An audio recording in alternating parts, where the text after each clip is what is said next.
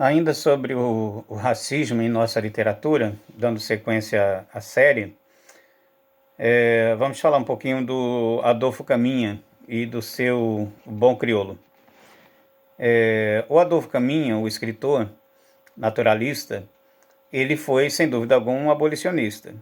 Tá? Inclusive, aos 17 anos de idade, ele faz um discurso em que o Dom Pedro II está presente, e nesse discurso ele faz uma crítica à escravidão, ele defende a abolição, ele faz uma crítica ao império. Isso aos 17 anos. Viveu muito pouco, ele viveu apenas 30 anos, e naquela geração de escritores, realmente a média de vida era bem baixa. E o nosso Adolfo Caminha acaba morrendo com 30 anos em 1897. Bom, ele estudou na Escola Naval do Rio de Janeiro e se tornou guarda-marinha, e certamente essa informação é relevante para se compreender a história do principal romance dele, que é o Bom Crioulo.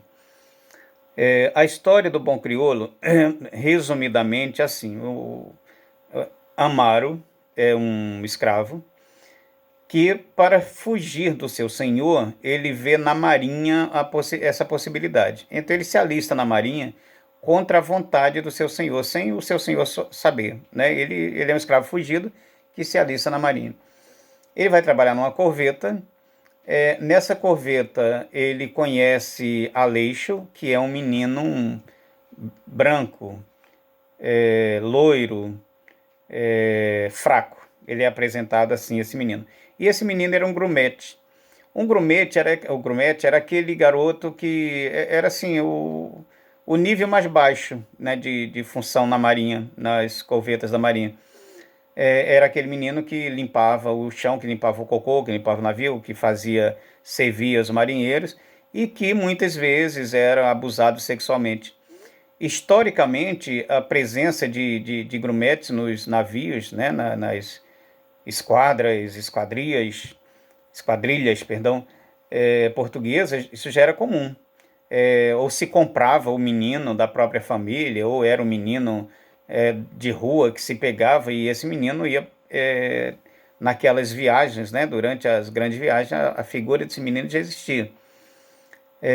E no caso ali do Bom Crioulo, o Amaro começa a trabalhar nesse navio como marinheiro, e ele conhece o Amaro e se apaixona por ele, e começa um processo de sedução. Ele vai seduzindo o Amaro, se apaixona pelo Aleixo, né, e vai seduzindo o Aleixo, e o Aleixo se vê envolvido por ele, e acabam vivendo uma relação homoafetiva. O romance O Bom Crioulo, ele choca bastante a sociedade de sua época, justamente por conta desse viés, né? Porque é um primeiro livro assim a apresentar de forma tão direta uma relação homossexual, um relacionamento homossexual entre dois homens. Em O Cortiço, do Aloysio de Azevedo, já se havia, né, o Aloysio de Azevedo já tinha apresentado lá relacionamentos homossexuais entre duas mulheres, uma delas a Pombinha, a outra eu não lembro agora o nome. Mas esse relacionamento entre homens, de uma forma tão direta, O Bom Crioulo é o primeiro livro a fazer essa abordagem. Então nós temos dois problemas sendo abordados no livro, né? Um é a presença do negro Amaro no navio da marinha, e a outra é a paixão desse negro Amaro por um outro homem, sendo que esse homem era branco. Então nós tínhamos os problemas de interraciais, né? Um negro e um branco, e homossexuais, né? Dois homens ali. E isso é abordado. Retomando um pouquinho antes de seguir aí o resumo da história, o Adolfo Caminha, como eu apresentei no início, ele era um abolicionista.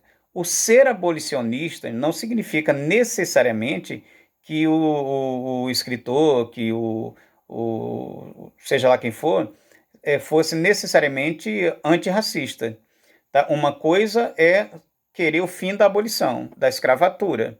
Outra coisa é olhar para o homem negro como um igual. Tá? São coisas muito diferentes, que a gente precisa ter esse cuidado, né? Para não achar que todo abolicionista é um não racista. Você pode até ter algum, né, abolicionista que também fosse antirracista, mas isso não é regra geral, não tem que ser assim.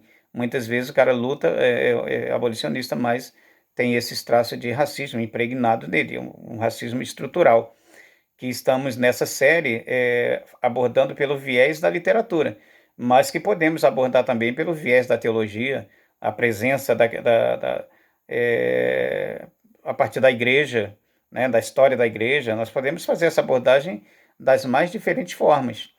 Tá? Então, para se ter uma ideia do nível de racismo, né, das doses cavalares de racismo presente no livro O Bom Crioulo, vamos a algumas observações da história. A história basicamente é isso, é essa paixão, né, deles dois, mas tem detalhes assim que chamam muita atenção, como na apresentação deles. Eu recomendo muito a leitura do livro, tá? Para você ter uma ideia plena. Eu só estou dando uma amostra grátis aqui do que seria. Olha a apresentação do Aleixo, como é feito. O Aleixo é o menino branco. Belo modelo de Efebo, que a Grécia de Vênus talvez imortalizasse em estrofes de ouro límpido e estátuas de uma escultura sensual pujante. Aí você tem o narrador, né, fazendo a apresentação do Aleixo. Agora o Amaro, negro, trazendo na pele a marca do colonizado, do selvagem africano. E até nem era feio o diabo do negro. Quando o bom crioulo se enfurecia, tornava-se um risco. O negro parecia uma fera desencarnada. Então, perceba a diferença de apresentação do menino branco do menino preto, né? Outra coisa, já no início do livro, quando ele apresenta a corveta, ele usa a palavra branco para enaltecer e ele usa a palavra negro para fazer uma referência ao casco da corveta que não estava bom, que estava encardido, né? Bandeira encardida, muita coisa. Então, as próprias palavras usadas no início, elas já vão nos trazendo essas ideias. O Aleixo, embora envolvido, né? O Aleixo vive com Amaro a sua primeira experiência homossexual, e embora ele se encante pelo Amaro, mas num dado momento ele tem uma crise existencial e, como é característico do naturalismo, o autor tem um narrador onisciente, né, que penetra lá no cérebro da personagem e narra, né, para o leitor o que está acontecendo, os pensamentos desse personagem. E num dado momento, o Aleixo, numa dessas crises, ele se pega pensando, né, refletindo sobre o Bodum africano de Amaro, seus ímpetos de touro, e nesses momentos quase o odiava, sentia nojo. Pensava que Amaro dizia ser amigo unicamente para gozar. Num dado momento, o Aleixo se percebe usado, né? Ele acha que está sendo usado pelo Amaro. E aí ele tem essa crise. E essa crise começa com a preocupação dele dos ímpetos de touro, né? É a bestialização da sexualidade africana, né, que se quer falar, e a questão do bodum, que é o cheiro. Então, assim, ele reclamava do cheiro do negro Amaro, tá? Do chamado bom crioulo, né? Ele, no momento, porque ele era um menino, ele tinha, embora ali numa situação negativa no navio, mas ele era um branco, de qualquer forma. Ele vinha de uma cultura branca. E aí ele está ali falando do bodum, ou seja, do mau cheiro de corpo, né, do Amaro, que ele teria sempre que aturar.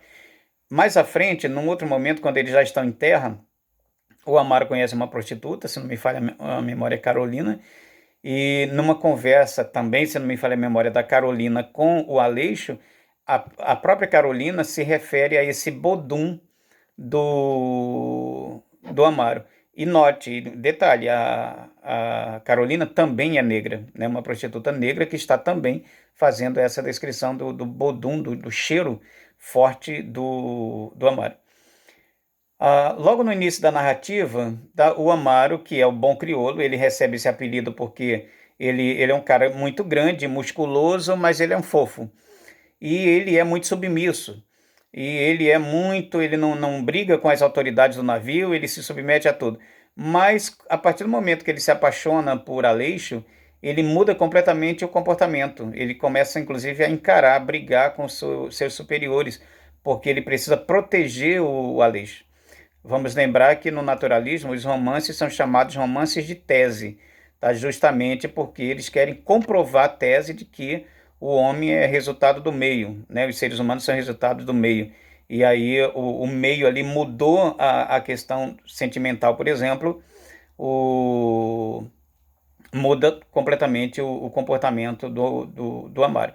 E já na primeira cena, o Amaro está tomando, né, o personagem principal, que é o Amaro, ele, no início do livro, ele está tomando uma surra. Essa surra, né, muitas chibatadas, por dois crimes básicos, né? Porque se batia no negro por tudo no navio. Alguns nos navios da Marinha. Alguns autores chegam a se referir aos negros marinheiros da mesma forma que os negros eram tratados nos navios negreiros. Então, as corvetas da Marinha eram como navios negreiros para esses marinheiros pretos. E eles eram submetidos a muitas chibatadas por qualquer bobagem. E isso vai gerar mais à frente, em 1910, a revolta da chibata, inclusive, né? Que é um fato histórico no país. E então, no início da história, o Amaro está tomando uma surra violenta. Quem está aplicando a surra é um outro preto, que é o Agostinho. O Agostinho é o oficial da Marinha, do navio, e especializado em aplicar disciplina pela chibata. É assim que ele é apresentado. Tá? Então, o contexto da história é esse. Vale muito a pena a leitura. A bestialização do negro, né, de comportamento, de questões sexuais. Vamos lembrar que no naturalismo os personagens são apresentados a partir do contexto biológico, né, como bichos mesmo, e que há uma ênfase, né, uma bestialização do negro nesses romances. Isso acontece também no livro Curtiço, do Aloysio de Azevedo. Isso acontece também em Luzia Homem, de Domingos Olímpio, se não me falha a memória. Então, essa abordagem, essa animalização das personagens já é comum do naturalismo, mas a bestialização dos personagens negros é gritante, assim, e em especial no Bom Crioulo, isso salta aos olhos. Então, eu recomendo muito a leitura do Bom Crioulo para a gente compreender melhor, né, esse racismo estrutural que a nossa sociedade sempre viveu de diferentes formas, em diferentes fases, mas nunca deixou de existir. O autor chega a insinuar que o Amaro, né, o bom crioulo, ele está sendo punido por infringir duas leis básicas. Uma, ter nascido preto numa sociedade, numa civilização branca. E a outra, por ser homossexual numa civilização em que ele chama de normalidade sexual, a sexualidade hétero. Então, ou seja, ele já infringe duas leis, basicamente. E a partir daí, né, ele vai ser sempre o alvo de surras, de agressões, né, de muita coisa dessa natureza. Então, o país, o racismo está presente na nossa literatura com força, e também na música, e também na teologia, que são outras abordagens que podemos ver em outra série. Até o próximo autor, então.